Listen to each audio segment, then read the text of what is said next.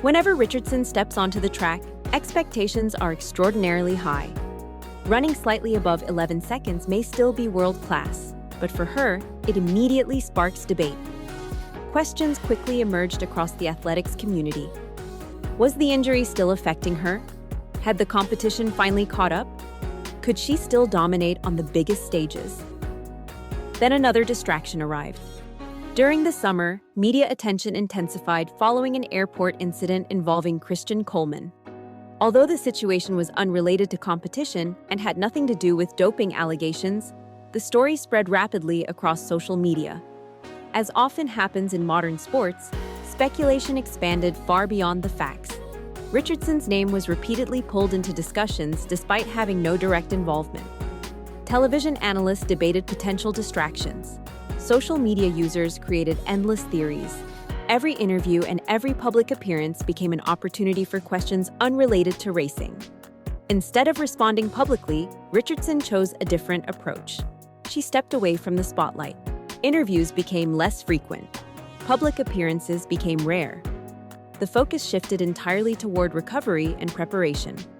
According to people close to her training camp, the quieter period allowed her to regain confidence while continuing to rebuild physically after the injury. Yet while Richardson worked behind the scenes, the rest of the sprinting world continued moving forward. And one athlete in particular was making an enormous statement: Julian Alfred. For years, those who followed collegiate athletics understood her potential. Born in St. Lucia, Alfred represented a nation with limited resources compared to traditional sprinting powers such as the United States or Jamaica.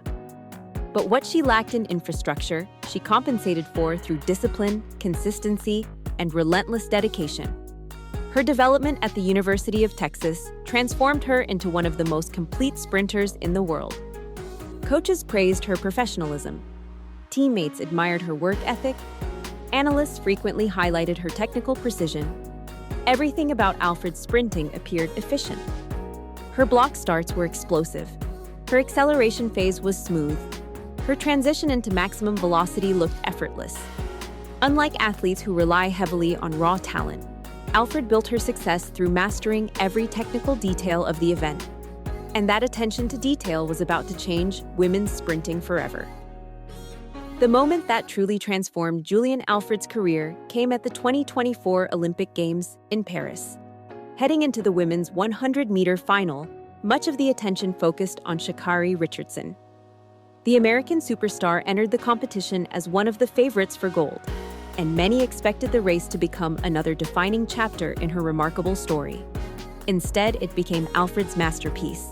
From the instant the gun fired, Alfred looked completely in control.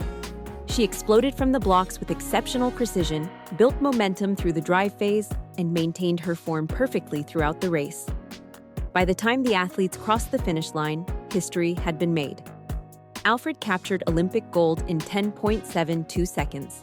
The achievement extended far beyond athletics. It delivered St. Lucia's first Olympic medal of any kind and instantly elevated Alfred into national hero status. For a country with fewer than 200,000 people, it was a moment of immense pride.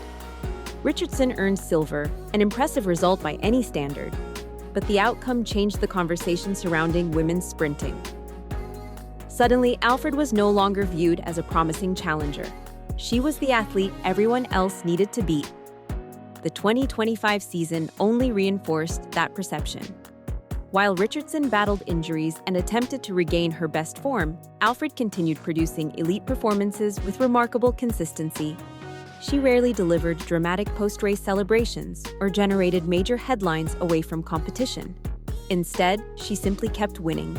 That consistency has become one of her greatest weapons. In sprinting, spectacular performances capture attention, but repeatable excellence wins championships. Alfred understands this better than almost anyone. She approaches every race with the same focus, the same preparation, and the same confidence in her training. Yet beneath her calm exterior lies fierce determination. Every victory over Richardson has strengthened her belief that she belongs at the very top of the sport. Every major title has increased expectations. and every successful season brings her closer to establishing herself as the defining female sprinter of this era. As the World Championships in Tokyo draw closer, the rivalry between Richardson and Alfred continues to grow. What makes the matchup so compelling is that they represent two completely different approaches to success. Richardson thrives on emotion and energy. She embraces attention and often produces her best performances when the spotlight is brightest. Crowds fuel her intensity, and pressure frequently brings out the competitor at her absolute best. Alfred represents a different philosophy. She relies on preparation, discipline, and execution. While Richardson turns races into unforgettable spectacles, Alfred treats them like carefully planned missions.